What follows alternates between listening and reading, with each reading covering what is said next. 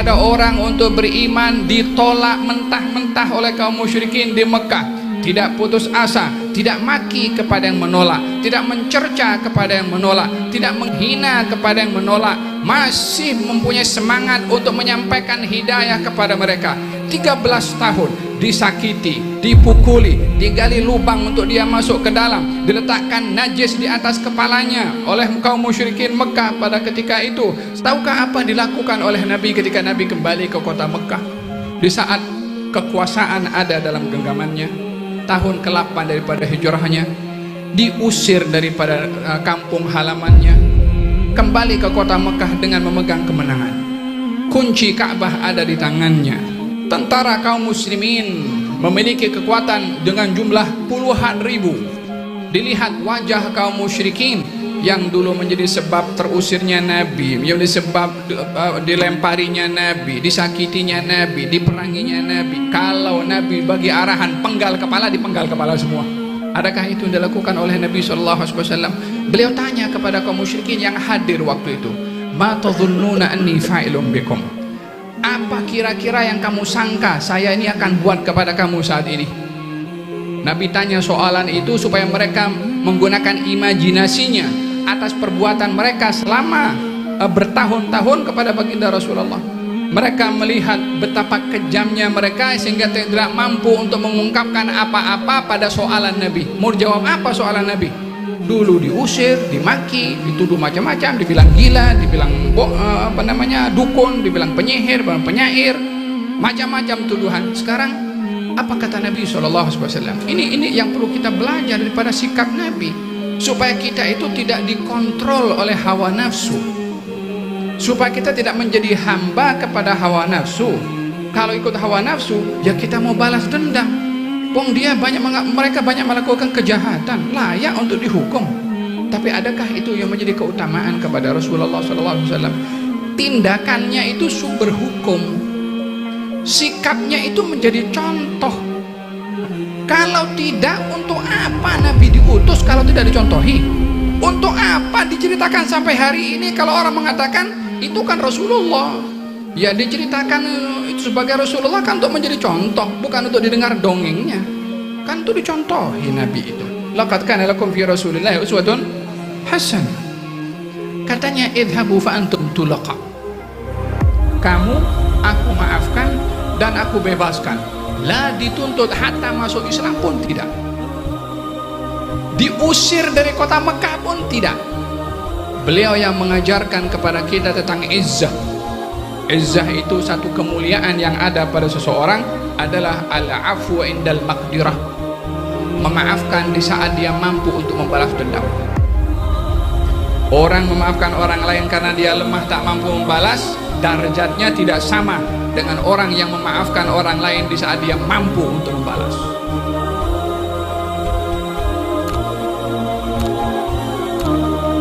Alhamdulillah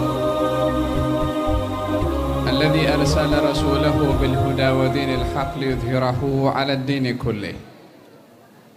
Allahumma shalli wa sallim ala sayyidina Muhammadin al-fatih lima ughliq wal khatim lima sabaq nasiril haqq bil haqq wal hadi ila siratikal mustaqim wa ala alihi haqqa qadrihi wa miqdarihi al-azim. Amma ba'du. Kita berada dalam satu majelis, bersama-sama berhimpun dan berkumpul seperti disampaikan oleh Bapak Gubernur tadi untuk bersilaturahim, bersama-sama ingin menghayati, menginsafi, mengkaji, mendalami, mengetahui sirah seorang insan yang sangat berjasa kepada kita seperti tadi disampaikan. Majelis ini adalah menjadi besar dan agung bukan karena ramainya, bukan karena banyaknya. Karena mungkin di sana ada majelis yang jumlah kehadirannya bisa lebih banyak lagi. Majelis ini mulia dan agung bukan karena tanahnya, Mungkin di sana ada tanah yang lebih baik lagi atau lebih besar, lebih subur dan seterusnya. Bukan juga karena zahir bangunannya. Walaupun bangunan ini sudah menjadi mulia dengan namanya masjid, tempat sujud seperti mana kita dengarkan tadi, dan tempat untuk mencari ilmu. Kemuliaan tempat, kemuliaan waktu, kemuliaan perkumpulan itu tergantung apa yang ada di tempat itu pada waktu itu dan pada sesuatu. Kalau di tempat itu yang diadakan satu hal yang acara yang mulia, maka tempat itu akan menjadi mulia. Orang yang hadir akan mendapatkan kemuliaan. Oleh sebab itu dikatakan al-makanu bil makin. Tempat itu tergantung kepada apa yang ada di tempat tersebut. Baginda Rasulullah sallallahu alaihi wasallam pernah disuruh oleh Allah untuk tinggalkan tempat karena terjadi di tempat itu hal-hal yang tidak baik. Dan Rasulullah sallallahu alaihi wasallam disuruh oleh Allah untuk duduk di satu tempat karena di tempat itu ada orang yang baik. Ketika Rasulullah duduk dengan kaum musyrikin untuk berdakwah kepada mereka, lalu kaum musyrikin mengejek, kaum musyrikin menghina akan Allah Subhanahu wa ta'ala, maka Allah perintahkan kepada baginda Rasulullah, fala taq'udu ma'ahum hatta yakhudu fi haditsin ghairi. Kamu jangan duduk dengan mereka sehingga mereka berbicara hal-hal yang lain. Yakni diperintahkan oleh Allah Nabi itu untuk bubar, tinggalkan satu majelis, karena pembicaraan dalam majelis itu hal-hal yang tidak baik, yang dibicarakan hal-hal yang menghina Allah Subhanahu wa ta'ala. Katanya la taq'udu ma'hum, fala taq'udu ma'hum, jangan duduk dengan mereka. Pada masa yang sama, ketika baginda Rasulullah sallallahu alaihi wasallam melihat beberapa orang sahabatnya sedang duduk berzikir kepada Allah Subhanahu wa ta'ala, dari kalangan orang-orang miskin, Ammar bin Yasir, Bilal ibn Rabah, beberapa sahabat Nabi yang beriman daripada kalangan du'afa, Allah Subhanahu wa ta'ala perintahkan kepada Nabi untuk duduk dengan mereka. Di dalam Al-Quranul Karim Allah Subhanahu wa ta'ala berfirman, memberitahukan kepada baginda Rasulullah sallallahu alaihi wasallam, wasbir, sabarlah kamu wahai Rasulullah Muhammad untuk bersama dengan orang-orang yang berdoa dan berzikir kepada Allah Subhanahu wa ta'ala. Wasbir nafsaka ma'al ladzina yad'una rabbahum. Wahai Rasulullah Muhammad, kamu duduk dengan mereka dan sabar, duduk dengan mereka. Siapa mereka itu? Yad'una rabbahum, berdoa kepada Tuhan mereka pagi dan juga sore, hanya mengharapkan yuriduna wajhah, hanya mengharapkan ridha dari Allah Subhanahu wa ta'ala.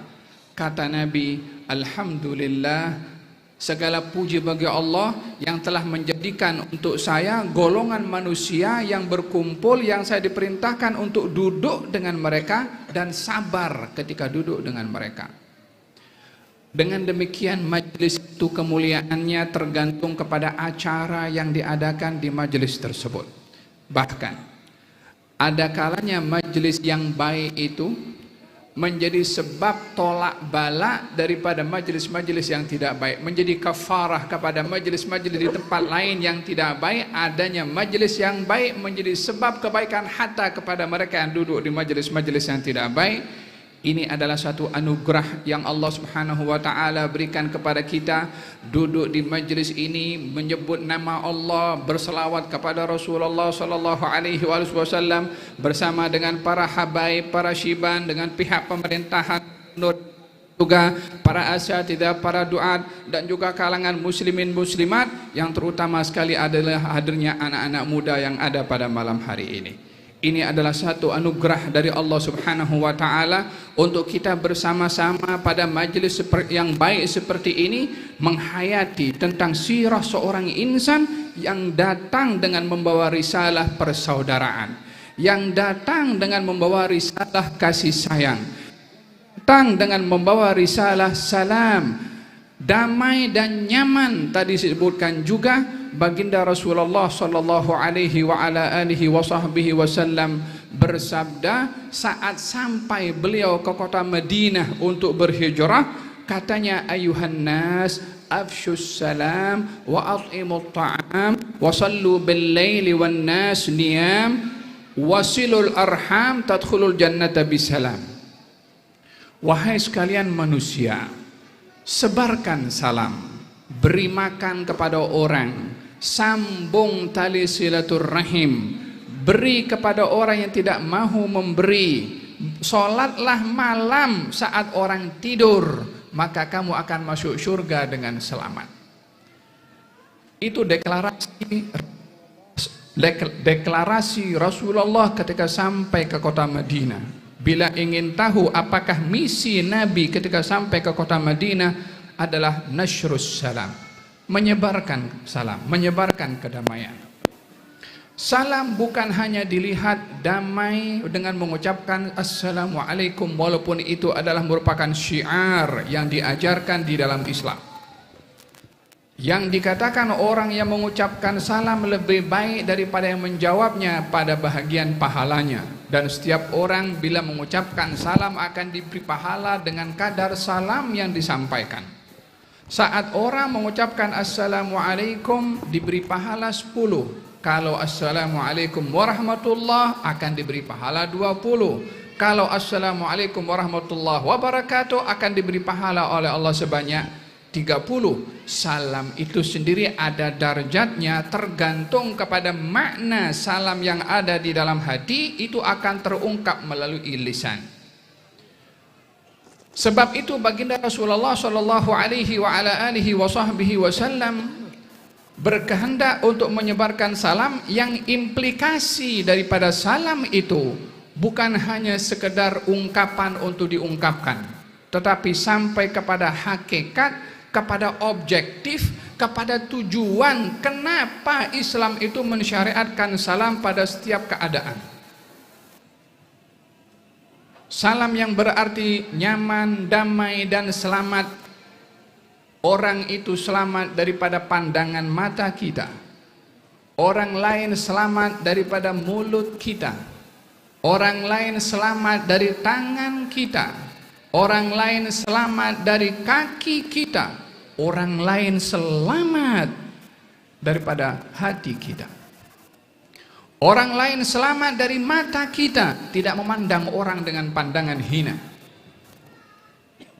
Orang lain selamat daripada mata kita, tidak mencari aib orang. Karena Nabi melarang kita mencari tahu aib orang. Man tatabba'a aurata akhihi tatabba'allahu auratah. Orang yang suka cari aib orang lain, dia akan dibuka aibnya oleh Allah Subhanahu wa taala. Wa man satara musliman satarahu Allah. Orang yang dia tahu aib orang lain, ditutup aibnya, Allah akan tutup punya aib. Ini orang lain selamat daripada matanya untuk tidak memandang rendah dan tidak mencari aib orang. Orang lain selamat pada mulutnya, tidak maki orang, tidak caci orang, tidak mengumpat orang. Baginda Rasulullah sallallahu alaihi wasallam menjelaskan identitas seorang muslim. Apa itu identitas seorang muslim? Karena KTP-nya tertulis Islam atau Muslim, atau karena namanya, atau karena keturunannya, atau karena bangsanya, atau karena negaranya yang mayoritas orang Islam. Nabi memberikan definisi tersendiri tentang muslim supaya kita itu memahami identitas seorang muslim itu bukan mengikut neraca yang kita faham. Karena gelaran muslim bukan kita yang buat, gelaran muslim bukan kita yang cipta, dan bukan manusia. Tapi gelaran muslim ini adalah Allah Subhanahu wa taala yang kasih, maka kita ingin mengetahui maksud Islam dan muslim daripada yang menurunkan Islam dan melabelkan orang Islam sebagai seorang muslim. Apa itu muslim? Baginda memberikan penjelasan siapa itu orang Islam. Katanya, al-muslim man salimal muslimuna min lisanihi wa yadihi. Orang Islam identitasnya adalah orang Islam yang lain selamat daripada tangannya dan juga daripada mulutnya dan juga daripada tangannya. Zaman kita sekarang adalah tangan lebih cepat dan lebih luas berbicara dibandingkan mulut. Karena sedikit komen di Facebook ataupun IG ataupun TikTok, maka sekian banyak orang yang boleh melihat dan menyaksikan. Tergantung isi kandungan apa yang kita komen, itulah yang akan menjadi pertanggungjawaban kita dan juga menentukan identitas kita itu apa sebetulnya. Nilailah identitas Anda itu dengan komen Anda ketika memberikan komen dalam Facebook ataupun chat ataupun dalam WhatsApp. Al-muslim man salimal muslimuna min lisanihi wa yadihi. Orang Islam adalah orang Islam lain selamat daripada mulut dan juga daripada tangannya. Ini salam, damai, nyaman, selamat, orang lain selamat daripada mulut dan juga tangan. Salam, selamatnya orang pada tangan, tidak memukul atau komen tadi saya katakan. Bukankah dalam Al-Quranul Karim Allah Subhanahu wa taala berfirman, "Ma yalfidhu min qawlin illa ladaihi raqibun atid." Tidak orang itu melafaz satu lafaz daripada mulutnya, melainkan dicatat setiap lafaznya itu. Sehingga orang nanti ketika melihat catatan amal perbuatannya nanti di akhirat ta'ajjub, hayran, mengatakan mali hadzal kitabi la yughadiru saghiratan wala kabiratan illa ahsaha wa wajadu ma amilu hadira wa la yadhlimu rabbuka ahada. Kitab ini tidak meninggalkan yang kecil apalagi yang besar. Kata sebahagian ahli tafsir, yang kecil itu senyuman, yang besar yang lebih daripada itu. Senyum ditulis, karena ada senyum itu senyum sedekah, ada senyum-senyum sinis. Isi kandungan pada senyum tanpa kata-kata. Bukankah Nabi bersabda, ibtisamu kali akhika sadaqah? Bukankah senyuman kamu itu menjadi sedekah kalau senyuman itu senyuman baik, tapi kalau senyuman sinis dia menjadi dosa kepada orang itu. Bukankah di dalam Al-Quranul Karim Allah Subhanahu wa taala berfirman tentang bahasa mata, bukan bahasa kata-kata.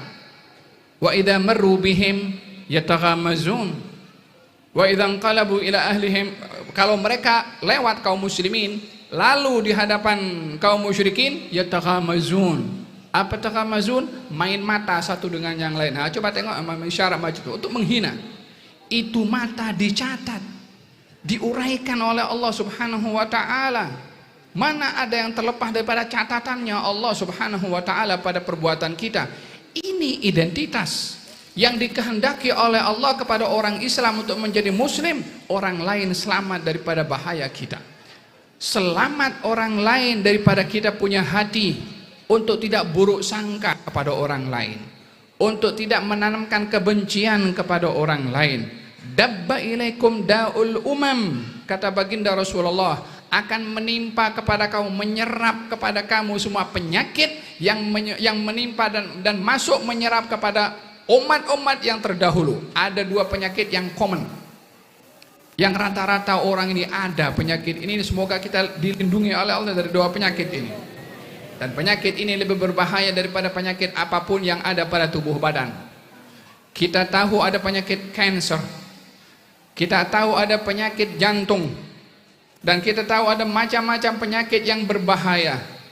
Tapi penyakit yang berbahaya hanya kepada tubuh badan, ianya akan berakhir dengan hilangnya nyawa. Mungkin saja penyakit itu menjadi sebab syafaat kepada orang yang sakit. Kalau Nabi di dalam hadis mengatakan orang kalau sakit mengatakan aduh, yakni mengatakan seperti itu, merasakan kesakitnya tapi redha dengan dugaan dari Allah Subhanahu wa taala, kalimat aduhnya itu menjadi sebab pengampunan dosa kepada orang yang sakit itu. Sehingga dibangkitkan oleh Allah Subhanahu wa taala di akhirat bersih daripada dosa. Ketika ditanya kenapa dia bersih daripada dosa, karena di masa hidupnya diduga dengan sakit, dan sakit itu menjadi penyebab pengampunan dosa kepada orang tersebut. Ini sakit tubuh badan menjadi sebab syafaat kepada orang yang sakit.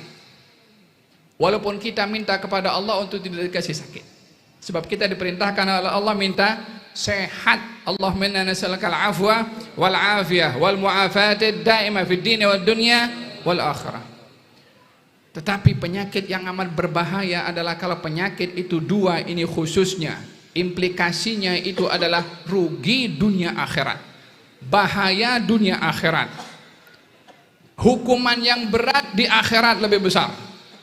Dua penyakit ini adalah al-hasad wal baghdha, hasad, dengki dan benci. Ini bukan penyakit tubuh. Dabba ilaikum da'ul umam, akan menimpa kepada kamu penyakit yang banyak menimpa kepada umat-umat yang terdahulu. Yang pertama adalah al-hasad wal baghdha, yaitu hasad, dengki dan rasa benci. Dua penyakit ini hiyal haliqah, kata Nabi SAW, penyakit ini pencukur. La aqulu haliqatus sya'r walakinnahu haliqatud din. Saya tidak mengatakan, kata Nabi, penyakit ini pencukur rambut, tapi ia pencukur kepada agama. Orang itu kalau potong rambut namanya gunting, pendek rambutnya, tapi kalau cukur dia botak habis.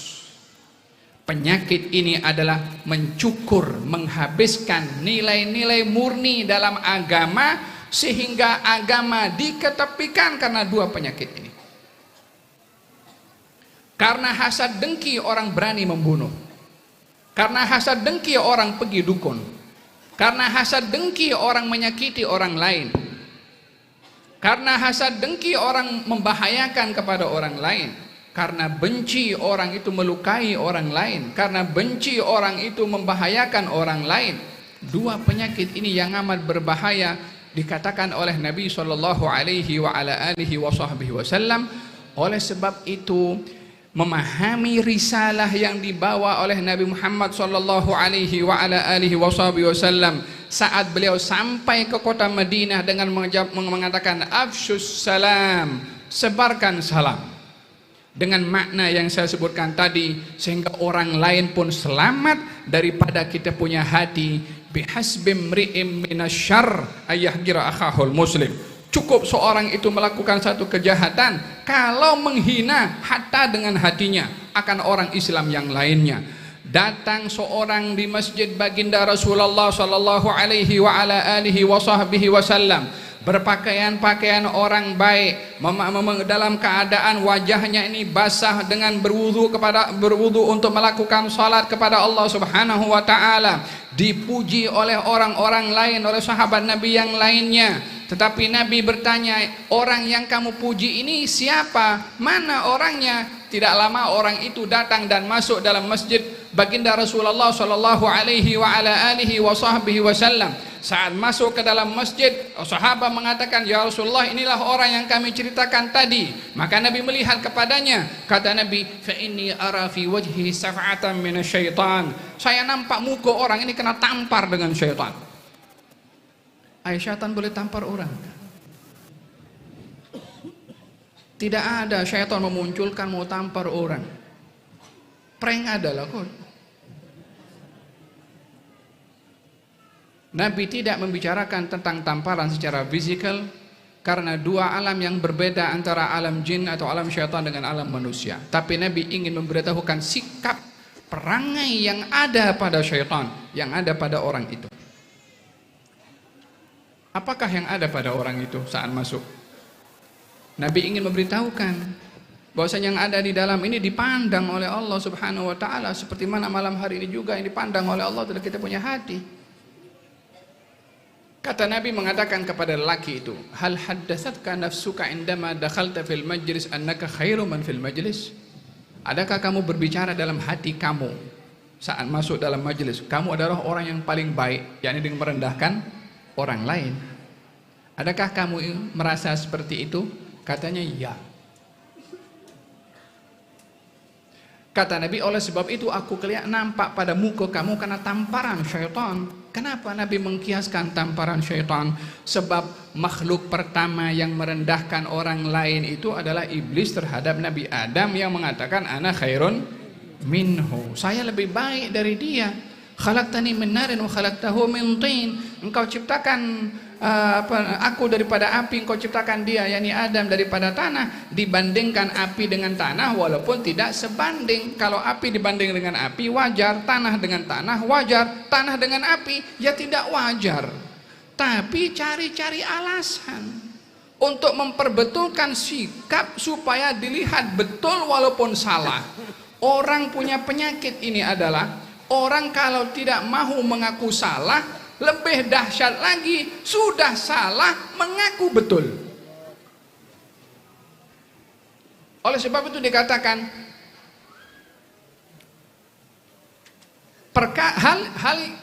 hal yang wajar kalau orang itu salah, yang tidak wajar itu kalau orang tidak salah. Tapi yang lagi tidak wajar orang itu buat salah tak mau mengaku salah. Yang lagi lebih dahsyat lagi, orang itu buat salah mengaku betul. Perkara yang wajar manusia buat salah. Tidak ada orang tidak buat salah. Kullu bani Adam khata' wa khairul khata'in at-tawwabun. Setiap anak Adam itu tak lepas dari salah. Sebaik-baik orang bersalah adalah orang yang bertaubat. Demikian sabda Nabi SAW. Tapi iblis dalam hal ini bukan mengaku salah, justru mengaku betul dan mendakwa dirinya adalah betul dan Adam yang salah. Tak cukup Adam yang salah, Allah pun disalahkan oleh iblis. Apa sebabnya? Hasad, menganggap rendah pada orang, menghina orang. Oleh sebab itu dilarang oleh Nabi SAW, bihasbi imri'in minasyar'i yahqira akhahul muslim. Cukup orang itu melakukan kejahatan kalau menghina orang Islam yang lain. Baginda bersabda, lan tadkhulul jannata hatta tu'minu wa lan tu'minu hatta tahabbu. Afala adullukum ala syai'in idza fa'altumuhu afshus salama bainakum. Kamu tidak akan masuk surga kecuali kamu beriman, dan kamu tidak akan mungkin beriman sehingga kamu saling sayang menyayangi satu dengan yang lain. Mahukah kamu aku beritahu satu perbuatan dan amalan yang kalau kamu lakukan kamu akan saling kasih mengasihi dan sayang menyayangi, yang dengannya kamu dikatakan beriman, yang dengannya kamu akan masuk surga? Kata Nabi, afshus salama bainakum, sebarkan salam di antara kamu. Ini deklarasi Nabi pada risalahnya yang perlu kita hayati pada malam kelahiran Nabi Muhammad SAW pada malam hari ini, untuk kita berpegang kepada konsep salam yang menjadi pegangan dan prinsip Nabi Muhammad SAW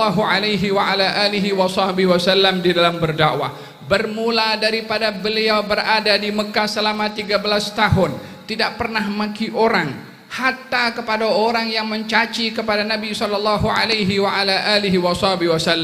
Mengajak pada orang untuk beriman ditolak mentah-mentah oleh kaum musyrikin di Mekah. Tidak putus asa, tidak maki kepada yang menolak, tidak mencerca kepada yang menolak, tidak menghina kepada yang menolak, masih mempunyai semangat untuk menyampaikan hidayah kepada mereka. 13 tahun disakiti, dipukuli, digali lubang untuk dia masuk ke dalam, diletakkan najis di atas kepalanya oleh kaum musyrikin Mekah pada ketika itu, sehingga datang putri beliau Siti Fatimah Zahra membersihkan najis daripada tubuh badan baginda Rasulullah SAW. Diheret lehernya, dililitkan dengan kain, ditarik, dipijak kaki lehernya oleh kaum musyrikin sampai tercekik baginda Rasulullah, dan ditolong oleh Sayyidina Abu Bakar As-Siddiq. Hanya mengajak kepada orang, jom beriman kepada Allah, mari beriman kepada Allah Subhanahu wa taala. 13 tahun berpegang kepada konsep salam. Tahukah apa dilakukan oleh Nabi ketika Nabi kembali ke kota Mekah? Di saat kekuasaan ada dalam genggamannya, Di saat beliau memiliki orang nomor satu pada waktu itu ketika kota Mekah jatuh ke tangan baginda Rasulullah Sallallahu Alaihi Wasallam, tahun ke-8 daripada hijrahnya, diusir daripada kampung halamannya, kembali ke kota Mekah dengan memegang kemenangan. Kunci Ka'bah ada di tangannya. Tentara kaum muslimin memiliki kekuatan dengan jumlah puluhan ribu. Dilihat wajah kaum musyrikin yang dulu menjadi sebab terusirnya Nabi, yang menjadi sebab dilemparinya Nabi, disakitinya Nabi, diperanginya Nabi. Masih ada orang-orang itu, saki-baki yang masih ada pada waktu, selain daripada yang terbunuh dalam beberapa perangan. Tapi yang lain masih ada. Yang angkat senjata memerangi Nabi beberapa tahun itu masih ada waktu itu di Mekah.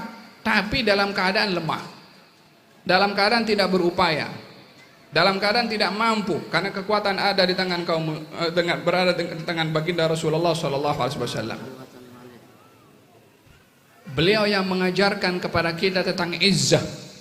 Izzah itu satu kemuliaan yang ada pada seseorang adalah al-afwu indal maqdirah, memaafkan di saat dia mampu untuk membalas dendam. Orang memaafkan orang lain karena dia lemah tak mampu membalas, darajatnya tidak sama dengan orang yang memaafkan orang lain di saat dia mampu untuk membalas. Waktu itu Nabi hanya ingin bagi arahan saja. Kalau Nabi bagi arahan penggal kepala, dipenggal kepala semua. Adakah itu yang dilakukan oleh Nabi SAW terhadap orang yang memusuhi, memerangi, mengusir, menyakiti kepada baginda Rasulullah SAW? Beliau tanya kepada kaum musyrikin yang hadir waktu itu, ma tadhunnuna anni fa'ilun bikum, apa kira-kira yang kamu sangka saya ini akan buat kepada kamu saat ini? Nabi tanya soalan itu supaya mereka menggunakan imajinasinya atas perbuatan mereka selama bertahun-tahun kepada baginda Rasulullah. Mereka melihat betapa kejamnya mereka sehingga tidak mampu untuk mengungkapkan apa-apa pada soalan Nabi. Mau jawab apa soalan Nabi? Sementara mereka sudah menyadari kesalahan mereka. Katanya mengatakan, jadilah engkau orang yang baik terhadap ahli keluarga yang baik. Kali ini mengaku ahli keluarga. Dulu diusir, dimaki, dituduh macam-macam, dibilang gila, dibilang dukun, dibilang penyihir, penyair, macam-macam tuduhan. Sekarang kamu keluarga kami juga, keluarga kami. Apa kata Nabi SAW? Ini yang perlu kita belajar daripada sikap Nabi, supaya kita itu tidak dikontrol oleh hawa nafsu, supaya kita tidak menjadi hamba kepada hawa nafsu. Kalau ikut hawa nafsu, ya kita mau balas dendam. Mereka banyak melakukan kejahatan, layak untuk dihukum. Tapi adakah itu yang menjadi keutamaan kepada Rasulullah SAW?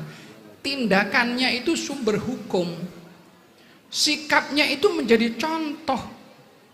Kalau tidak, untuk apa Nabi diutus kalau tidak dicontohi?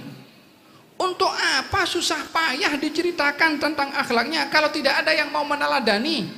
Untuk apa diceritakan sampai hari ini kalau orang mengatakan itu kan Rasulullah? Ya diceritakan itu sebagai Rasulullah kan untuk menjadi contoh, bukan untuk didengar dongengnya. Kan itu dicontohi Nabi itu. Laqad kana lakum fi Rasulillahi uswatun hasanah. Katanya idhabu fa antum tulaqa. Kamu aku maafkan dan aku bebaskan. La dituntut hatta masuk Islam pun tidak. Diusir dari kota Mekah pun tidak.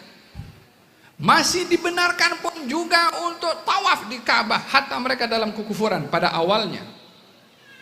Dibiarkan oleh Nabi SAW. Apa tujuannya? Risalah salam tuh yang ingin ditegakkan oleh Nabi hatta kepada orang bukan Islam pun juga. Orang mau hidup damai itu kan, semua orang mau hidup damai, semua orang mau nyaman hidup, mau tidak terganggu, hatta orang bukan Islam. Nabi mengharapkan kepada mereka agar supaya hidayah boleh sampai kepada mereka satu hari nanti.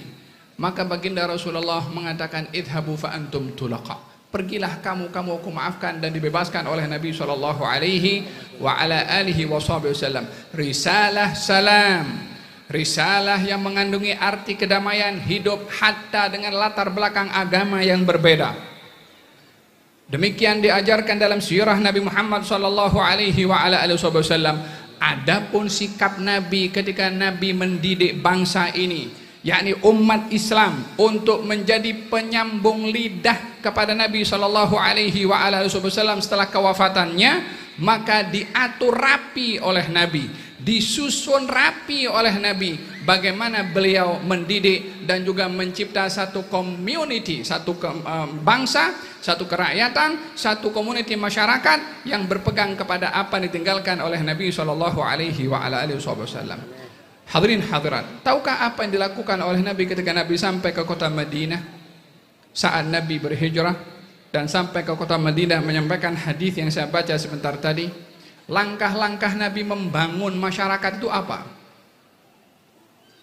Supaya kita belajar dalam membangun bangsa itu dengan cara Nabi sudah berhasil membangun bangsa. Bagaimana Nabi membangun masyarakat di Madinah sehingga Madinah menjadi tumpuan dalam segala-galanya. Lahirnya community masyarakat dengan terjemahan Islam pada kehidupan mereka itu di Madinah. Dengan adanya sistem yang dibuat oleh Nabi. Tapi apa langkah Nabi untuk berhasil sampai ke peringkat yang sedemikian? Ada 4 poin penting yang dilakukan oleh Nabi sallallahu alaihi wasallam ketika Nabi berhijrah ke Madinah, membangun bangsa. Yang pertama, Nabi membangun masjid. Bangunan masjid Nabi itu terbuat daripada pohon korma, dan atapnya, bumbungnya itu ditutupi dengan daun-daun korma yang kalau hujan turun, air itu masuk melalui celah-celah daun itu sampai membasahi tanah di masjid, sehingga satu hari Nabi itu pernah sembahyang dan hujan turun. Nabi bangun daripada sujudnya, keluar daripada masjid, nampak kesan basah dan juga kesan tanah pada dahinya. Bermakna masjid Nabi itu bumbungnya, atapnya itu kalau hujan masuk dalam. Mau menunjukkan kesederhanaan masjid yang dibangun oleh Nabi SAW. Karena intipatinya adalah bukan pada luaran, tapi dalaman. Sebagaimana mukaddimah yang saya sebutkan tadi. Di dalam sejarah, di dalam Al-Quran, ada masjid yang dibangun yang Nabi akhirnya dilarang sholat di dalam masjid itu. Tidak cukup Nabi dilarang sholat di dalam masjid itu, Nabi hancurkan masjid itu. Masjid dihancurkan. Kaif hada? Baitullah, rumahnya Allah subhanahu wa ta'ala, macam mana dihancurkan? Allah subhanahu wa ta'ala berfirman dalam Al-Quranul Karim, walladzina ittakhadhu masjidan dhiraran, orang-orang yang membangun masjid namanya masjid dhirar. Dalam surat Taubah ini Allah cerita dalam Quran, yang Nabi tak sholat dalam masjid itu dilarang, yang melarangnya Allah subhanahu wa ta'ala. Loh, ini kan rumahnya Allah namanya, hakikatnya tidak. Walladzina ittakhadhu masjidan dhiraran, orang-orang yang membangun masjid dhirar. Bangun masjid mungkin lebih indah masjidnya daripada masjid yang lain. Kufran, di dalamnya ada kekufuran. Wa tafriqan bainal mu'minin, untuk memecah belah hubungan silaturahim dan persaudaraan antara orang-orang beriman. Wa irsadan liman haraballaha wa rasulah, dan menjadi tempat spy, mata-mata, intelijen. Di zaman Nabi itu intelijennya, kantornya itu masjid. Untuk menutup busuknya niat mereka, dibangun bangunan yang indah namanya masjid. Isinya kufur, isinya pecah belah kaum orang-orang yang beriman, isinya menjadi spy, tempat untuk curi informasi untuk disampaikan kepada orang-orang yang memerangi Allah dan Rasulnya. Wala yahlifunna in aradna illal husna. Yang membangun masjid itu, dia kata, wallahi saya bangun ini untuk kebaikan. Dia guna nama Allah subhanahu wa ta'ala, dia bersumpah. Siapa yang bangun? Orang-orang munafik, orang-orang hipokrit yang ingin menutup niat busuknya dengan bangunan masjid, tapi di dalamnya ingin tiga hal yang Allah sebutkan: kufur, memecah belah orang-orang beriman, dan ketiga adalah menjadi tempat spy. La taqum fihi abada, kamu jangan sholat di situ selama-lamanya. Dilarang oleh Allah Subhanahu wa taala. Ya, dilarangnya bukan karena namanya masjid, tapi karena nawaitu orang yang membangunnya. Karena apa yang ada di dalamnya, apapun namanya, seindah apapun masjid ataupun istilah, kalau di dalamnya bertentangan dengan syariat Allah dan Rasulnya, ia adalah perkara yang mungkar dan perkara yang batil. Demikian di dalam Al-Quranul Karim, la masjidun ussisa ala taqwa min awwali yawmin ahaqqu an taquma fihi rijalun yuhibbuna an yatatahharu wallahu yuhibbul mutahhirin. Masjid yang dibangun dengan dasar taqwa, Masjid Quba maksudnya, di situ kamu sholat karena di situ ada orang-orang yang baik. Tengok, di masjid yang dibangun awalnya dengan niat karena Allah, di dalamnya orang-orang yang berzikir kepada Allah, orang-orang yang bersuci. Disebutkan dua hal, niat membangunnya lillahi ta'ala yang mengisi orang-orang yang baik, sementara masjid dirar yang membangunnya adalah orang-orang munafik, di dalamnya perkara-perkara yang batil.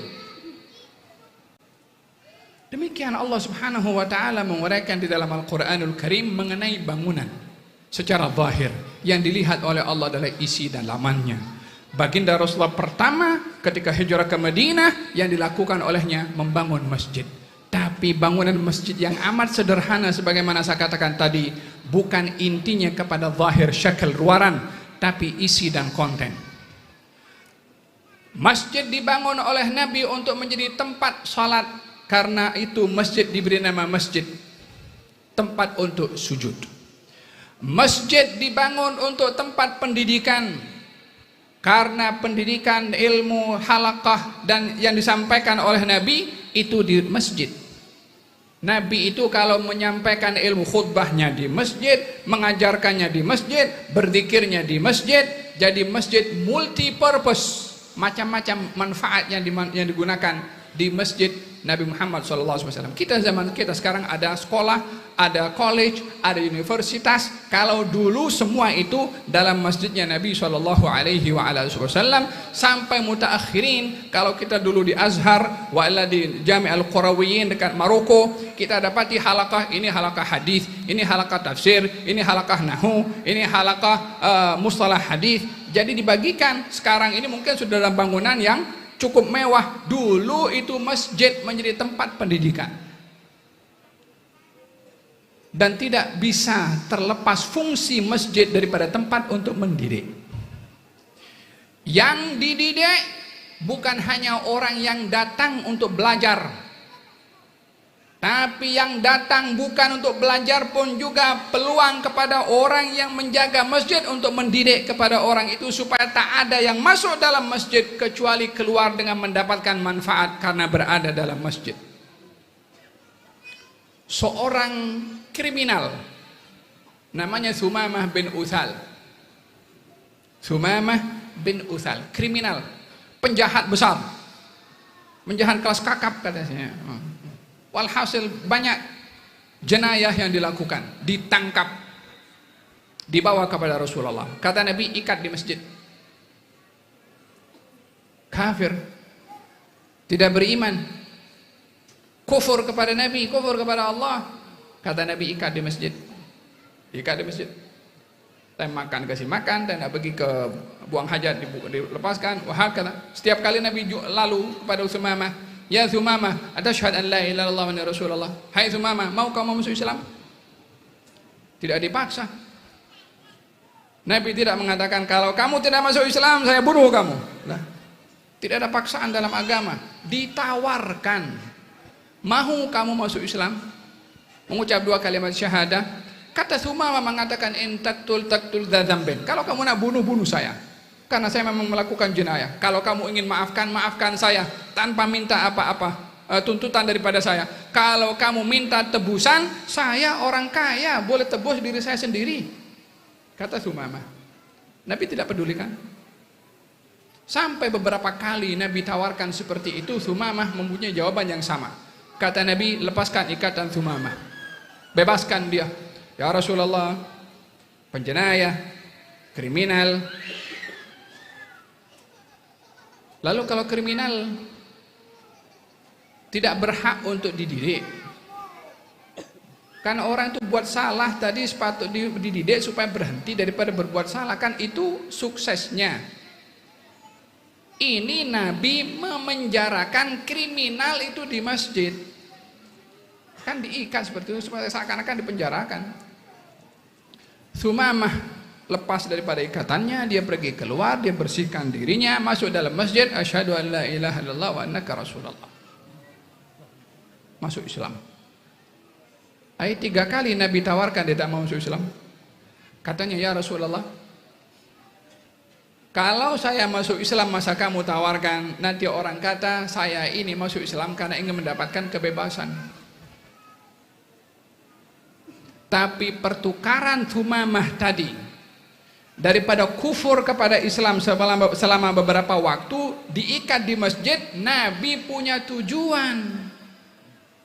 Nabi sholat subuh, Thumamah dengar bacaan Qur'annya Nabi. Nabi sholat maghrib, Thumamah dengar bacaan Quran Nabi. Nabi sholat isya, dia dengar. Nabi menyampaikan ilmu tazkirahnya, Thumamah dengar. Kan itu bahagian dari dakwah juga. Hatta kepada seorang kriminal, kan berhasil. Tahu apakah hasil daripada Thumamah yang diikat di masjid sampai menjadi seorang beriman? Katanya, ya Rasulullah, dahulu saya ini memusuhi kepada engkau. Sekarang ini, dahulu tak ada orang yang lebih saya benci melebihi daripada bencinya saya kepada engkau. Dan tak ada tempat yang lebih saya benci melebihi tempat daripada engkau yang tinggal, yaitu kota Madinah. Saat ini engkau orang paling aku sayang, dan negeri yang paling aku senangi adalah negeri kota Madinah. Ya Rasulullah, izinkan saya pergi ke Mekah untuk pergi umrah. Diizinkan oleh Nabi SAW pergi ke umrah. Kabar sudah sampai ke orang Mekah kalau Thumamah beriman kepada Rasulullah. Orang Mekah ejek, ya Thumamah, engkau dah keluar dari agama nenek moyang kamu, katanya. Kata Thumamah, aku beriman kepada Muhammad dan engkau memusuhi kepada Muhammad. Tindakan aku kepada engkau, jangan sampai satu butir gandum dari negeri aku yang akan sampai ke negeri kamu. Ternyata Thumamah ini berasal daripada satu negeri pengekspor terbesar gandum ke Mekah. Ekonominya bagus negerinya Thumamah. Orang-orang Mekah itu hidupnya banyak bergantung makanannya dengan tanaman daripada negerinya Thumamah. Orang sekarang kata embargo ekonomi, iya kan? Pernah ada satu dulu di embargo oleh Thumamah. Tak ada sampai, Thumamah ketua kepada kabilah di situ.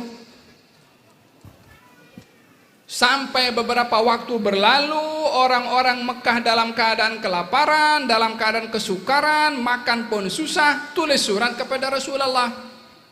Katanya, ya Muhammad, kamu ini kerabat kami juga, ini kawan kamu Thumamah ini dah dia embargo kami, tidak menghantarkan gandum kepada kami. Tolonglah kamu beritahu kepada dia supaya gandum tetap dihantar kepada kami. Tidak malu mengusir Nabi, menghalau Nabi, memerangi Nabi, minta tolong kepada Nabi. Apa kata Nabi SAW? Adakah Nabi mengatakan, ya Thumamah, jangan selagi engkau hantar selama-lamanya, biar dia mati? Ada kata Nabi SAW? Berbicara tentang humanity, tentang kemanusiaan. Yang itu adalah intipati yang ada dalam ajaran Islam yang dibawa oleh Nabi Muhammad SAW. Hatta dia tidak beriman. Ketika Nabi lalu lewat, ada jenazah lewat di hadapan Nabi SAW. Kemudian Nabi berdiri. Jenazah itu orang bukan Islam. Kata sahabat, ya Rasulullah, ini orang bukan Islam. Kata Nabi, itu kan manusia juga. Ingin memberitahukan itu ciptaan Allah. Iman tidak beriman itu urusan dia dengan Allah Subhanahu wa ta'ala. Nabi beritahu kepada Thumamah, Thumamah hantarkan gandum kepada mereka. Disambung, dihantarkan, tidak diputuskan oleh Nabi SAW. Ini yang diajar oleh Nabi, cara menyikapi untuk tidak mengedepankan hawa nafsu dan emosi sehingga kita menjadi budak atau hamba sahaya kepada hawa nafsu. Sambung ya Thumamah, disambung oleh Thumamah penghantaran atau mengekspor gandum ke Mekah karena Nabi yang suruh. Tindakan Nabi sekali lagi teladan, contoh, uswatun hasanah dalam menyikap kepada orang lain, hatta kepada orang memusuhi kepada kita.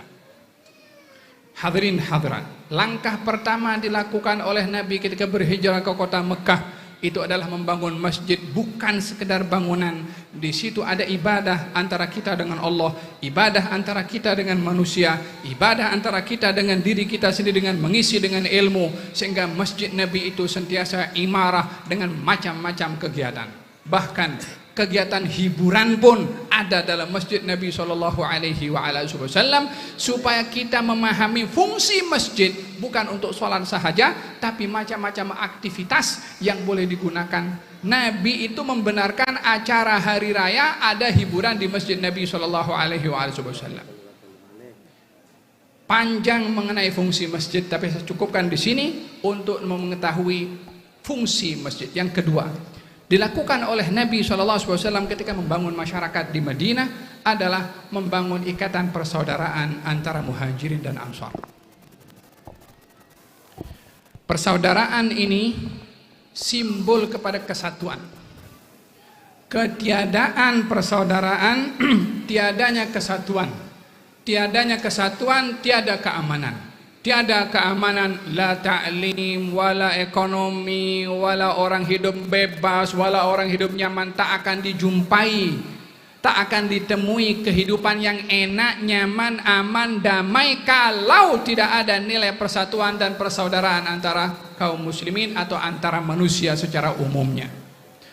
Oleh sebab itu ditekankan di dalam Al-Quranul Karim, ketika Nabi Ibrahim membangun kota Mekah, pertama yang diminta oleh Nabi Ibrahim, minta aman. Rabbi ja'al hadha baladan aminan warzuq ahlahu minas samarat. Ya Allah, jadikan negeri ini negeri aman dan berikanlah kepada penduduk negeri ini as-samarat, yakni tumbuh-tumbuhan atau sumber ekonomi yang bagus.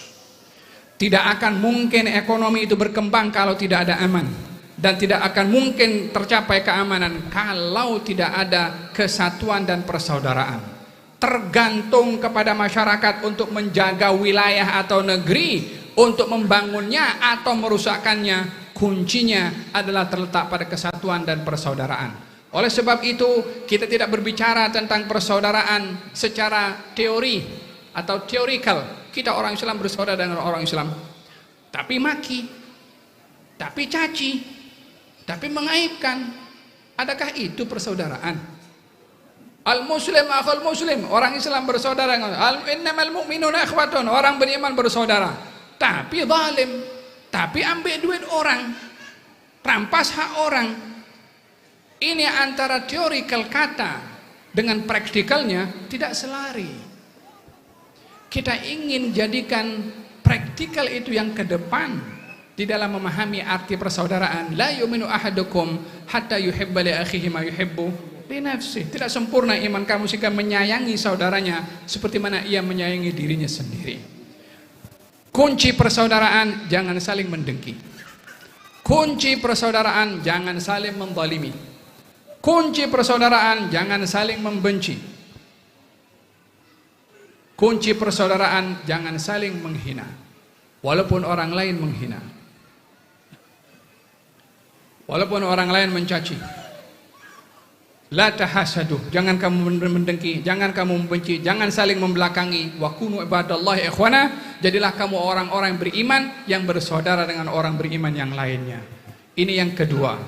Yang ketiga, di dalam membangun bangsa, baginda Rasulullah SAW membangun hubungan yang baik dengan orang-orang bukan Islam, yang dinamakan piagam Madinah, Dustur Madinah, piagam perjanjian antara Nabi dengan kaum muslimin dengan orang-orang Madinah atau orang-orang Yahudi yang hidup di kota Madinah. Ada 3 buah Yahudi hidup dengan begitu damai, mereka dengan mereka, kaum muslimin dengan kaum muslimin. berjanji saling menghormati, jangan saling mengkhianati. Kaum Yahudi bersetuju, termaterailah perjanjian damai antara kaum muslimin dengan orang-orang Yahudi. Ayah mereka tidak beriman? Ya, tugas kita bukan memaksa orang, tugas kita menyampaikan kepada orang, baik kepada orang beriman untuk bertambah beriman, atau kepada orang yang tidak beriman untuk tetap beriman. Kalau tidak, lakum dinukum waliyadin. Nabi mengedepankan konsep untuk berdamai dengan piagam Madinah seperti mana dijelaskan dalam kitab sirah. Yang terakhir, yang keempat, dan ini saya tutup, adalah memperkuat sistem perekonomian antara orang Islam. Yang keempat, Nabi bangun pasar. Nabi tanya, di mana pasar kamu? Kalian mereka pergi ke pasarnya orang-orang Yahudi. Nabi mengatakan, bikin pasar sendiri. Supaya duit rolling itu adalah kembali kepada orang Islam juga. Ada satu sumur, tahu sumur Perigi di Madinah dahulu. Itu dimiliki oleh orang Yahudi. Dijual airnya dengan harga yang mahal. Kata Nabi, siapa di antara kamu yang boleh membeli Perigi itu daripada si Yahudi? Maka didatangi oleh Sayyidina Utsman bin Affan. Wahai Yahudi, kamu nak jualkah ini Perigi atau sumur? Katanya, aku tak mau jual. Dengan harga 2 kali ganda kos yang kamu gunakan untuk pergi ini, aku akan beli. Katanya tak mau. Sampai 10 kali ganda, tak mau juga dijual oleh si Yahudi. Kata Sayyidina Utsman, oke, kalau begitu aku beli dengan harga 10 kali ganda, 50% saham Perigi ini, 50% milik kamu. Yakni 10 kali ganda harga yang seharusnya sudah untuk mendapatkan semua itu sudah 10 kali ganda, ini 50%. Dengan 10 kali ganda harga keseluruhan kos yang digunakan oleh orang Yahudi itu.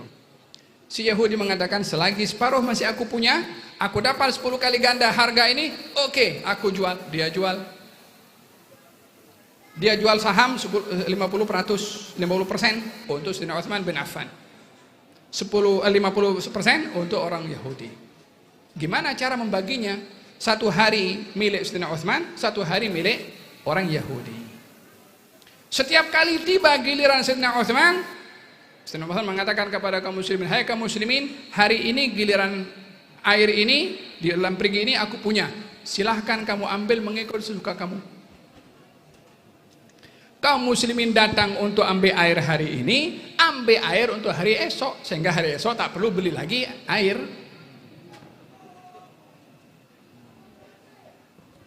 Siapa kata orang Islam tidak cerdik?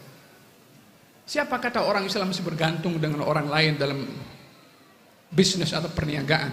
Ini bukti Sayyidina Utsman berhasil dalam berniaga.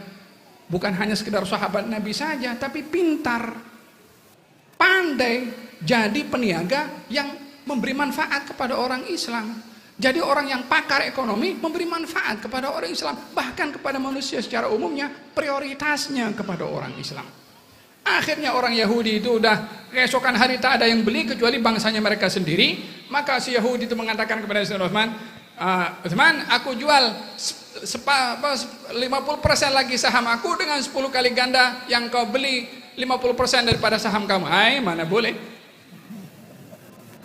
Yang awal 50% 10 kali ganda itu hanya untuk mematuhi Rasulullah yang suruh untuk membeli karena dijual dengan harga yang menyusahkan kepada orang Islam. Dibeli oleh Sayyidina Utsman dengan memberi manfaat kepada orang Islam. Berbisnis yang maju, tapi jangan zalim pada orang Islam. Berniaga yang maju, tapi jangan memberatkan kepada orang Islam. Cipta apa produk yang mau dicipta, beri manfaat kepada orang Islam. Itu misi yang diajarkan oleh Nabi Muhammad SAW. Hadirin hadirat yang dirahmati oleh Allah, 4 ini menjadi langkah utama dalam Nabi membangun bangsa. Kita berada dalam majelis yang penuh dengan barakah ini, majelis Nabi Muhammad SAW. Kita perlu mengambil ibrah daripada kehidupan beliau yang terlalu banyak. Ibrah pengajaran yang begitu penting dalam membimbing kehidupan kita untuk membawa hakikat kebahagiaan di dunia dan juga di akhirat. Rabbal alamin ya Rahmanu ya Rahim, salli Rabbi wa sallim ala khairil mursalin.